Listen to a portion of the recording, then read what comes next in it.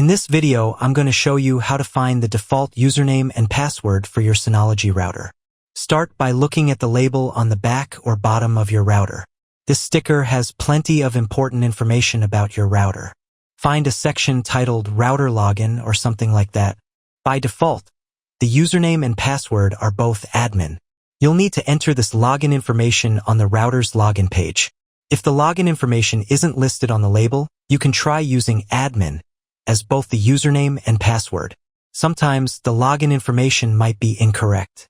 In this case, you must reset the router to the factory settings. If you're looking for a full guide on how to reset your Synology to its factory settings, check out my other video, and then try to enter again. It will definitely help you. After you reset the router to its factory settings, you'll have to set it up again.